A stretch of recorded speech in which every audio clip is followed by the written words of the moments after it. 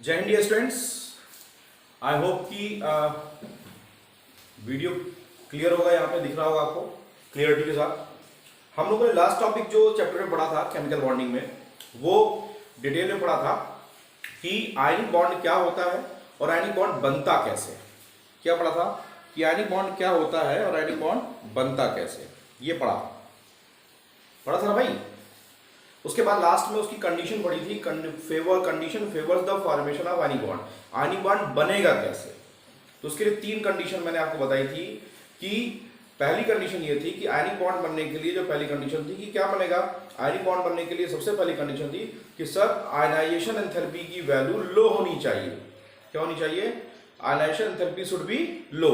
और दूसरा, negative electron की एंथैल्पी की वैल्यू हाई होनी चाहिए। और तीसरा पॉइंट बताया था कि लैटिस एनर्जी की वैल्यू हाई होनी चाहिए। तो लैटिस एनर्जी क्या होता है पहले ये समझ लिया जाए। आई होप कि बहुत सारे स्टूडेंट जानते हैं, मैंने बताया भी था, बट एक बार फिर से देख लेते हैं। मैंने आपको बताया था कि अगर कोई आयनिक सॉलिड है, जैसे ये MX एक आयनिक सॉलिड है, ठीक, क्या है, आयनिक सॉलिड है। ये जब आयनाइज होगा और ब्रेक होकर के M+ और X- अपने गैसियस केटायंस और एनायंस में ब्रेक होगा, कितना मोल? 1 मोल।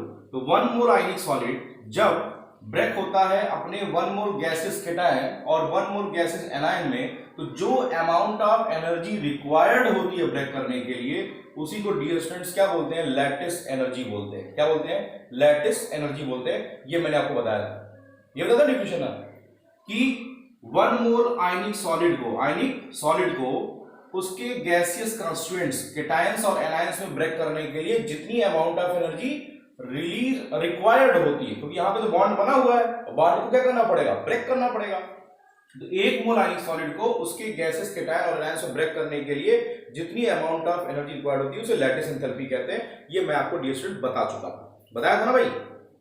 चलो, या इसी का उल्टा भी देख लो कि जब 1 मोल गैसियस केटायन 1 मोल गैसियस एनायन के साथ कंबाइन करेगा, ये दोनों कंबाइन करेंगे तो क्या बनाएंगे? 1 मोल आयनिक सॉलिड बनाते हैं। तो 1 मोल गैसियस केटायन और 1 मोल गैसियस एनायन, देखिए पॉजिटिव है तो केटायन, ये नेगेटिव है तो एनायन। तो 1 मोल गैसियस केटायन और एनायन जब आपस में कंबाइन करते हैं तो जो 1 मोल आयनिक सॉलिड बनता है, अब यहां पे जब ये जुड़ेंगे तो एनर्जी रिलीज होगी। तो यहां पे क्या होगा? यहां रिक्वायर्ड थी, क्या थी? रिक्वायर्ड थी, और यहां क्या होगी? रिलीज होगी। दोनों में डिफरेंस से ध्यान रखिएगा। अगर इस डायरेक्शन में जाने तो डेल्टा H की वैल्यू, क्योंकि यहां रिक्वायर्ड है तो डेल्टा H की वैल्यू पॉजिटिव होगी, और यहां रिलीज हो रही है तो डेल्टा H की वैल्यू क्या हो जाएगी? नेगेटिव हो जाएगी, क्योंकि यहां पे एक्सोथर्मिक है और यहां पे क्या? एंडोथर्मिक है। ठीक है, यहां पे रिक्वायर्ड थी तो एंडोथर्मिक, और यहां पे रिलीज हो रही है इसलिए क्या हो जाएगा? एक्सोथर्मिक हो जाएगा। क्या हो जाएगा? एक्सोथर्मिक। तो ये प्रोसेस मैंने आपको नहीं बताया था, क्यों? क्योंकि जब ये दोनों आपस में कंबाइन करेंगे तो जब बॉन्ड बनेगा तो एनर्जी रिलीज होती है। एनर्जी रिलीज होती है तो प्रोसेस क्या होता है? एक्सोथर्मिक होता है। और जब ये ब्रेक होकर के ये बनाता है तो क्या होता है? एनर्जी रिक्वायर्ड होती है, इसलिए डेल्टा एच की वैल्यू पॉजिटिव होगी और प्रोसेस क्या हो जाएगा? एंडोथर्मिक हो जाएगा। तो मेरा कहने का मतलब ये हुआ कि लैटिस एंथैल्पी की 2 डिफिनीशन है। एक बार इस डायरेक्शन से इधर चले जाइए, एक बार इधर से इधर चले जाइए। आई होप कि ये पहले भी मैंने आपको क्लियर कर दिया था, अब चीजें क्लियर हो गई होंगी। ठीक, अब क्वेश्चन ये उठता है कि लैटिस एंथैल्पी को कौन कौन से फैक्टर हैं जो अफेक्ट करते हैं? Factors affecting the lattice enthalpy. Note करिएगा पॉइंट्स, ये पॉइंट लैटिस एंथैल्पी क्लियर है डियर स्टूडेंट्स? भाई शुरू करते हैं। Factors affecting the lattice enthalpy. Factors affecting the lattice enthalpy. Lattice enthalpy, factors affecting the lattice enthalpy, हमको ये पॉइंट पढ़ना है। कौन कौन से फैक्टर है जो अफेक्ट करते हैं? अभी आप देखे हो कि सर फैक्टर जो होते हैं जो अफेक्ट कर रहा है वो केटायन और एनायन की बात हो रही है तो कहीं ना कहीं चार्ज की बात होगी। जब केटायन और एनायन की बात हो रही है तो कहीं ना कहीं किसकी बात होगी? चार्ज की बात होगी। तो चार्ज फैक्टर कैसे अफेक्ट करता है? ठीक, आपको पता है कि जैसे ये मान लीजिए एक न्यूक्लियस है, इस पे +1 का चार्ज है, दूसरा न्यूक्लियस है उस पे +2 का चार्ज है, ये तीसरा न्यूक्लियस है उस पे +3 का चार्ज है। किस पे सबसे ज्यादा चार्ज है? जिस पे सबसे ज्यादा चार्ज होगा उसका अट्रैक्शन पावर क्या होगा? उतना ज्यादा होगा, और जितना ज्यादा अट्रैक्शन पावर होगा उतनी तेजी से वो क्या करेगा? चीजों को अट्रैक्ट करेगा, मजबूत बनाए रखेगा, तो उसको तोड़ने के लिए उतनी ज्यादा क्या करनी पड़ेगी, एनर्जी लगानी पड़ेगी। तो डियर स्टूडेंट्स, जितना ज्यादा हमारे केटायन का चार्ज होगा, मतलब चार्ज जितना हाइयर होगा उसका अट्रैक्टिव फोर्स उतना हाइयर होगा, तो जितना ज्यादा क्या होगा, अट्रैक्टिव फोर्स होगा, उसको तोड़ने के लिए उतनी ज्यादा एनर्जी रिक्वायर्ड होगी, मतलब lattice energy is directly proportional to charge. Clear है बात? फिर से एक बार समझ लीजिए, lattice energy is directly proportional to charge. कैसे, आपको फिर से बताया, जैसे ही छोटा सा एग्जांपल फिर से ले लेते हैं कि एक न्यूक्लियस है, इस पे +1 का चार्ज है, दूसरा न्यूक्लियस है +2 का चार्ज है, तीसरा न्यूक्लियस है +3 का चार्ज है। तो इन तीनों में किसका अट्रैक्टिव फोर्स ज्यादा होगा? सिंपल सी बात है कि इसका अट्रैक्टिव फोर्स सबसे ज्यादा होगा। क्यों ज्यादा होगा? क्योंकि अट्रैक्टिव फोर्स ज्यादा होने के पीछे रीजन क्या होगा? क्योंकि सर इसका न्यूक्लियर चार्ज ज्यादा है। वैसे ही किसी केटायन के रिस्पेक्ट में अगर देखा जाए तो केटायन पे जितना ज्यादा चार्ज होगा उसकी साइज छोटी हो जाएगी। ये मैं आपको आइसो इलेक्ट्रॉनिक्स में बता चुका हूं, ठीक। तो चार्ज ज्यादा साइज छोटी, चार्ज ज्यादा साइज छोटी, साइज छोटी इंटरन्यूक्लियर डिस्टेंस कम, वो फैक्टर बाद में बात करूंगा। फिलहाल अभी ये समझो कि चार्ज जिसका ज्यादा होता है उसका अट्रैक्टिव फोर्स ज्यादा होगा, क्योंकि उसकी अट्रैक्शन पावर उतनी हाई होगी। तो जितना ज्यादा केटायन की चार्ज होगा उतना ज्यादा अट्रैक्टिव फोर्स होगा। मतलब पहला पॉइंट निकल के आता है डियर स्टूडेंट्स कि जो हमारी लैटिस एनर्जी होती है, lattice energy is directly proportional to charge of the ion, charge of the ions. Lattice energy directly proportional to charge of the ions. तो पॉइंट जरा नोट करिएगा, नोट कर लीजिए। Larger the magnitude of the charge, larger the magnitude of the charge, पहला factor कौन सा है? Charge. Lattice energy का larger the magnitude of the charge on the ions, greater is the force of attraction, greater is the force of attraction, greater is the force of attraction, and larger is the amount of energy released, larger is the amount of energy released। ठीक है dear students, या larger the amount of energy required. इसका example देते हैं। Question जो paper में पूछा जाता है, आपसे पूछा जाएगा कि भैया जरा बताओ कि NaCl और CaCl2 में किसका लैटिस एंथैल्पी की वैल्यू हाई होगी? तो किसका लैटिस एंथैल्पी बताओगे, जल्दी बताओ। NaCl और लैटिस एंथैल्पी में किसकी लैटिस एंथैल्पी की वैल्यू हाई होगी? तो देखिए Na पे कितने का चार्ज है? +1 का चार्ज है, ठीक है। और CaCl2 में कैल्शियम पे कितने का चार्ज है? +2 का चार्ज है। किस पे चार्ज ज्यादा है? कैल्शियम पे। तो किसकी लैटिस एंथैल्पी ज्यादा हो जाएगी? सीधे बोलोगे सर लैटिस एंथैल्पी किसकी हो जाएगी ज्यादा?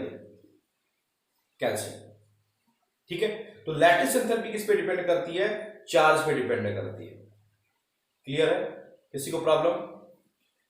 Lattice enthalpy is directly proportional to charge. अच्छा मैं पूछ लूं कि CaCl2 और AlCl3 में किस पे डिपेंड करेगी, किसकी वैल्यू ज्यादा होगी? तो आपके सामने है सर एल्युमिनियम पे +3 चार्ज है, कैल्शियम पे +2 चार्ज है, तो किसकी लैटिस एंथैल्पी ज्यादा होगी? AlCl3 की ज्यादा होगी। क्लियर है? तो लैटिस एंथैल्पी किस पे डिपेंड करती है? लैटिस एंथैल्पी डिपेंड करती है चार्ज पे डिपेंड करती है। क्यों? चार्ज जितना ज्यादा होगा उसका अट्रैक्शन पावर उतना ज्यादा होगा, अट्रैक्शन पावर ज्यादा होगा तो भाई मजबूती ज्यादा होगी, बॉन्ड की मजबूती ज्यादा होगी तो ज्यादा एनर्जी रिक्वायर्ड होगी ब्रेक करने के लिए। या उल्टा कह लीजिए, जितना तेजी से चार्जेस होंगे उतना तेजी से खींचेगा, अट्रैक्शन जितनी तेजी से वो क्लोजर आएंगे उतनी ज्यादा एनर्जी रिलीज होगी। भाई दो पार्टिकल हैं ऐसे, जितनी तेजी से एक दूसरे क्लोजर आएंगे उनके बीच की एनर्जी उतनी तेजी से रिलीज होगी, तो अमाउंट ऑफ एनर्जी तेजी से रिलीज होगी। तो दोनों कॉन्सेप्ट से आप देख सकते हो कि charge is directly proportional to lattice enthalpy. Clear है?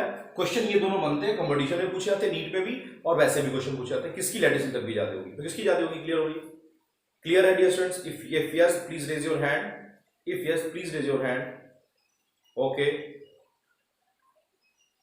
ओके ओके, ठीक है।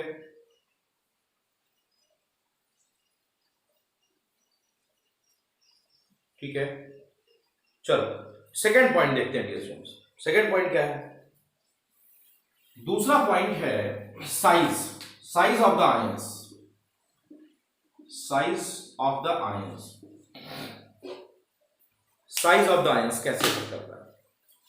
ठीक है, क्वेश्चन ये उठता है कि साइज ऑफ द आयंस कैसे अफेक्ट करेगा। एक कैटायन है जिसकी साइज इतनी बड़ी है, एक कैटायन है जिसकी साइज इतनी बड़ी है, एक कैटायन है जिसकी साइज इतनी बड़ी है, तो साइज जितनी बढ़ती जाएगी उसके न्यूक्लियस से उसके आउटर मोस्ट की डिस्टेंस क्या होती जाएगी डियर स्टूडेंट्स, दूर होती जाएगी। तो कैटायन और एनायन के बीच की जो इंटरन्यूक्लियर डिस्टेंस होगी, जितनी बड़ी साइज होगी उनके बीच की डिस्टेंस उतनी ज्यादा क्या होती जाएगी, दूर होती जाएगी। तो उनके बीच में अट्रैक्टिव फोर्स ज्यादा काम करेगा क्या, सिंपल सी बात है, साइज बड़ी होगी तो कैटायन और एनायन की जो इंटरन्यूक्लियर डिस्टेंस है वो क्या हो जाएगी, बड़ी हो जाएगी। अगर कैटायन और एनायन की साइज बड़ी हो तो इंटरन्यूक्लियर डिस्टेंस बड़ी हो जाएगी, इंटरन्यूक्लियर डिस्टेंस बड़ी हो जाएगी तो फोर्स ऑफ अट्रैक्शन स्ट्रांग होगा क्या, नहीं होगा, तो एनर्जी वीक हो जाएगी। मतलब जो हमारा लैटिस एंथैल्पी है वो साइज ऑफ द आयंस के रेसिप्रोकल होता है। आयंस की साइज जितनी छोटी होगी उसकी लैटिस एंथैल्पी की वैल्यू उतनी ज्यादा होगी। ये क्लियर हो जाना चाहिए। फिर से एक बार समझ लीजिएगा क्वेश्चन, अगर आपको ना समझ में आया हो मैं क्या कह रहा हूं कि हमारा कैटायन और एनायन है, दोनों की साइज, एक की साइज ये है जो डिस्टेंस पे काम कर रहा है, एक की साइज ये है। साइज जितनी बड़ी होती जाएगी उनका अट्रैक्शन, उनके न्यूक्लियस की इंटरन्यूक्लियर डिस्टेंस उतनी बढ़ती जाएगी। ये देखिए बड़ी की नहीं बड़ी डिस्टेंस, और बड़ी साइज का ले लेते हैं,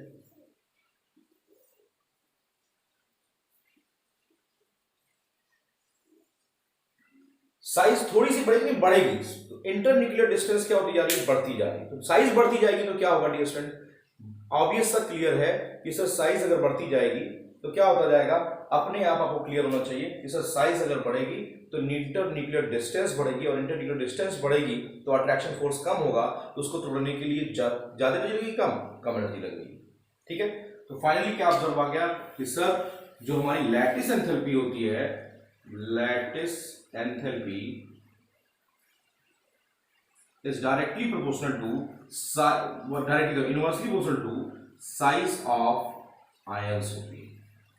क्लियर स्टूडेंट, क्या होती है, साइज ऑफ आयंस होती है। ठीक है, नोट कर लीजिए इसका पॉइंट, जरा सा नोट कर लीजिएगा, पॉइंट नोट करिए,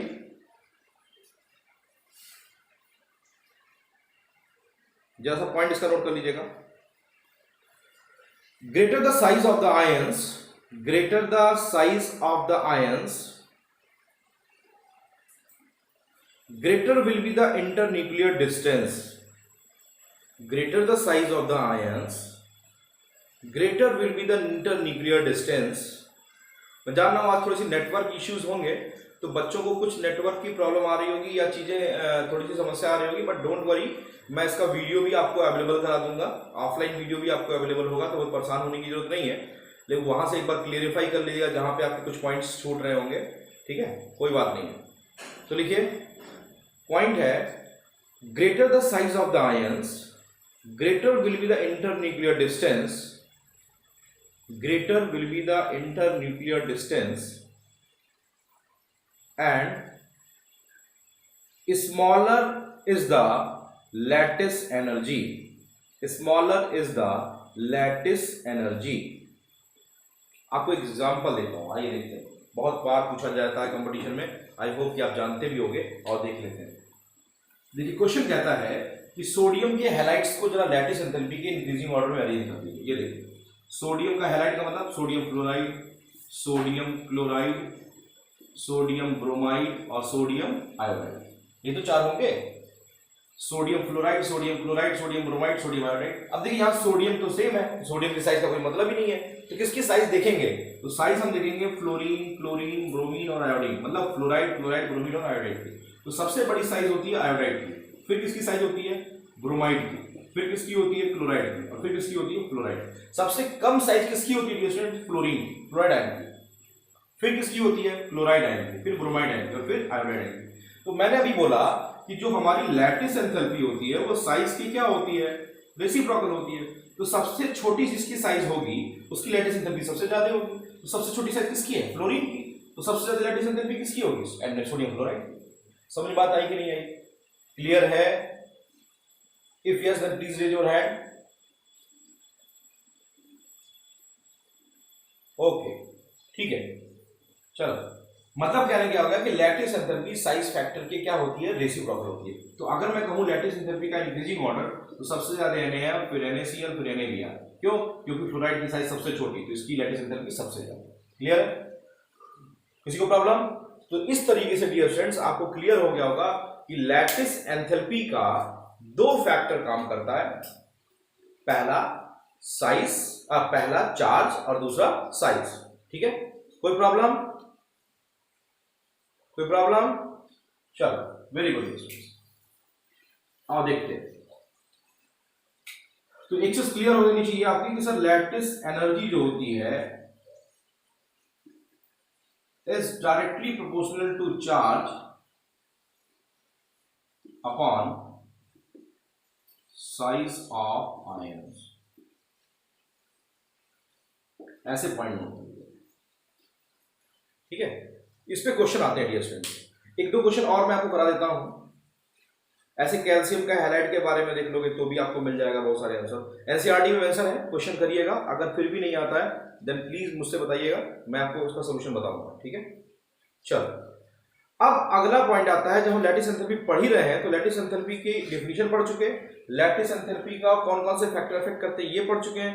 तो अब फिर अगला टॉपिक भी पढ़ ही लेते हैं कि लैटिस एंथैल्पी को कैलकुलेट कैसे करते हैं, how we can calculate the lattice enthalpy.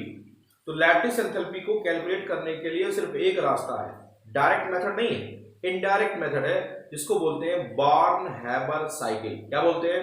Born-Haber cycle. तो लिखिए कैलकुलेशन ऑफ लैटिस एंथैल्पी। क्या लिखिएगा? Calculation of lattice enthalpy, born-Haber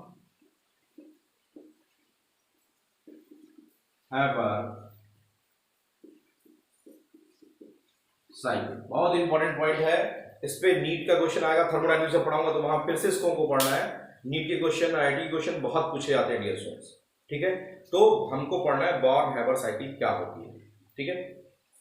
क्या पढ़ना है? बॉर्न-हैबर साइकिल के बारे में पढ़ना है। तो आओ देखते हैं बॉर्न-हैबर साइकिल क्या होती है। आओ,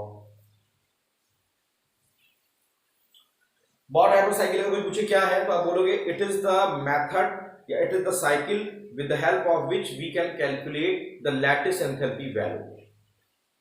ठीक है? तो लैटिस एंथैल्पी को कैलकुलेट करने के लिए हम किस मेथड का यूज करते हैं? बॉर्न-हैबर साइकिल का यूज करते हैं। ठीक है? एक चीज ये भी क्लियर होगी कि लैटिस एंथैल्पी कहां लगती है? लैटिस एंथैल्पी आयंस के बीच में लगती है।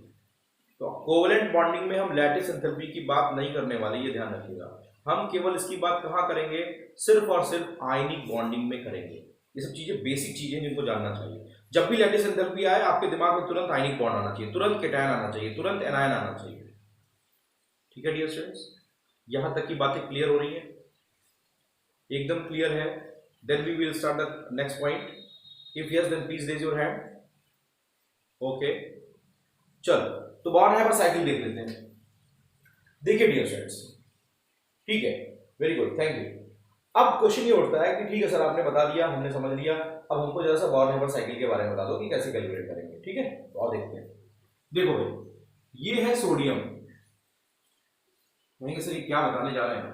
तो बॉर्न-हैबर साइकिल बताने जा रहा हूं, और क्या बताने जा रहा हूं। ये सोडियम है सॉलिड में, ठीक, और 1 मोल बनाना है तो हाफ Cl2 ले लो। क्या ले लो? हाफ Cl2 ले लो। हाफ Cl2 गैसियस डायरेक्ट लो, क्योंकि क्लोरीन तो गैसियस फॉर्म में होती है, सबको पता है। ठीक है? तो अगर आप हाफ Cl2 नहीं लोगे तो Cl2 लोगे, तो Cl2 लोगे तो डिवाइड करना पड़ेगा, इसलिए क्योंकि 1 मोल बनाना है तो आप Cl2 लो, हाफ Cl2। और ये जब कंबाइन करेगा तो आपको पता है कि बनता है NaCl सॉलिड। क्या बनता है? NaCl solid. ठीक, यही तो हो गया कि जब ये दोनों कंबाइन करेंगे NaCl बनेंगे। तो एक चीज सुनिए, जब हम थर्मोडायनामिक्स में पढ़ेंगे तो वहां पढ़ेंगे, लेकिन यहां भी बता दूं, जब भी किसी सबस्टेंस का 1 मोल बनता है, कितना मोल बनता है? 1 mole. When the product form is 1 mole then the energy release or required is known as enthalpy of formation. क्या कहलाती है? यहां जो एनर्जी लगती है उसको क्या बोलते हैं? Enthalpy of formation. तो एंथैल्पी ऑफ फॉर्मेशन क्या होता है? किसी भी सबस्टेंस के 1 मोल का फॉर्मेशन उसके कांस्टेंट से क्या कहलाता है? एंथैल्पी ऑफ फॉर्मेशन कहलाता है, जिसको डिटेल में हम पढ़ेंगे थर्मोडायनामिक्स चैप्टर में। ठीक है? ठीक है, चलो। तो अब क्वेश्चन ये उठता है कि सर कैसे बन गया NaCl सॉलिड? ऐसे तो बना नहीं होगा। तो बना कैसे? ऐसे थोड़ा ना कंबाइन हो गया होगा भाई, पहले कैटायन बना होगा, फिर एनायन बना होगा, तब तो जाकर के NaCl बना होगा। तो बना कैसे? आइए देखते हैं। ये देखिए सोडियम यहाँ पे सॉलिड स्टेट में, तो आपको बताइए सॉलिड से हमको उसको पहले किस में कन्वर्ट करना पड़ेगा? सोडियम सॉलिड में है तो उसको पहले किस में कन्वर्ट करना पड़ेगा? गैसियस में कन्वर्ट करना पड़ेगा। तो आइए गैसियस में कन्वर्ट करते हैं। ये देखिए यहाँ पे, और आपको पता है कि सॉलिड से गैस में कन्वर्ट करने के लिए कौन सी एनर्जी लगती है? सबको पता है सब्लिमेशन एनर्जी रिक्वायर्ड होती है।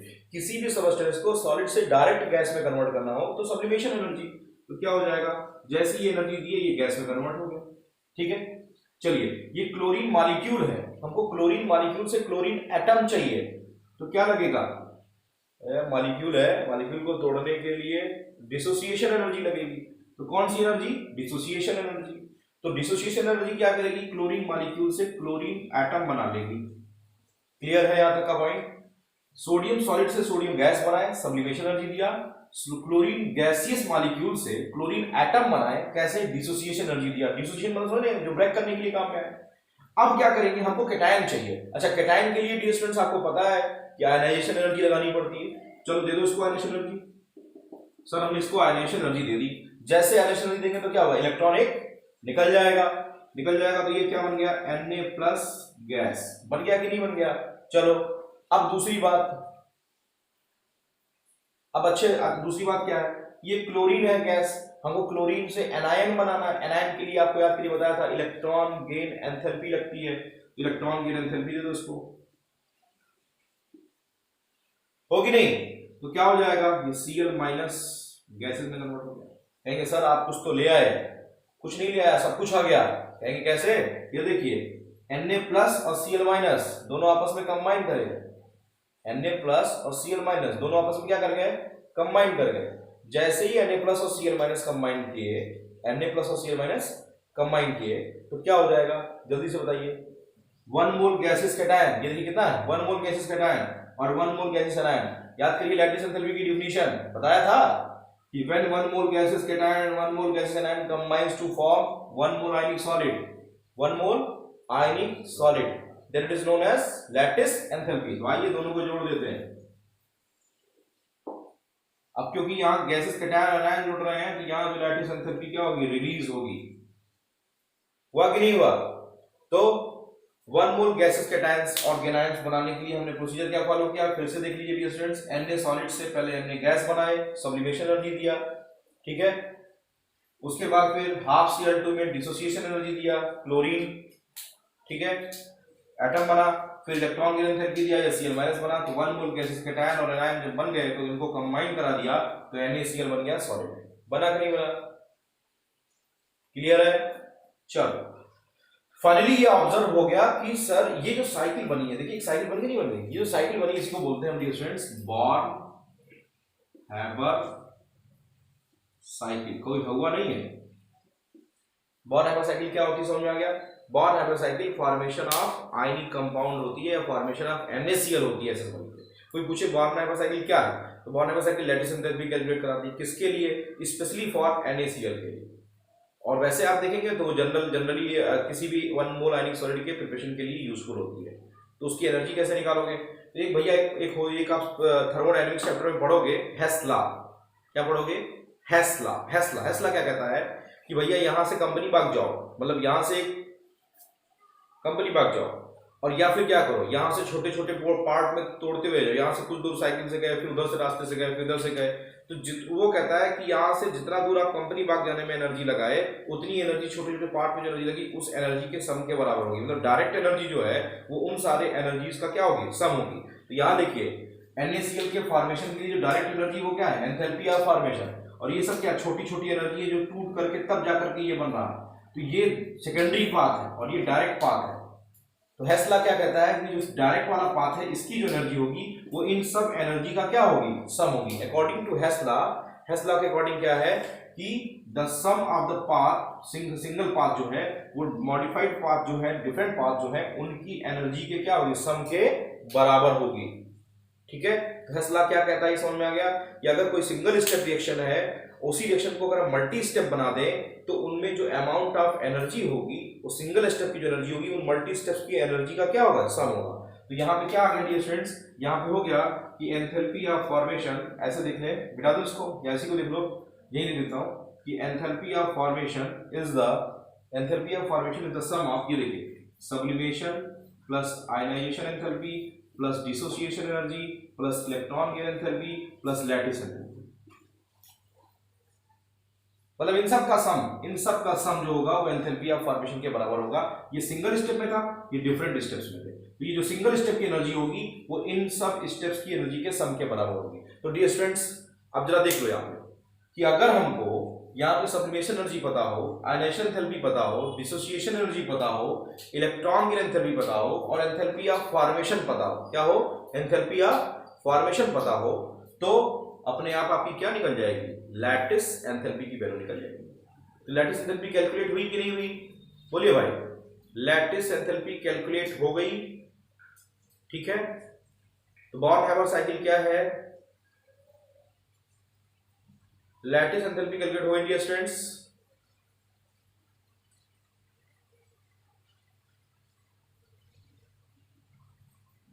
हाँ Paritosh, yes please you ask your question.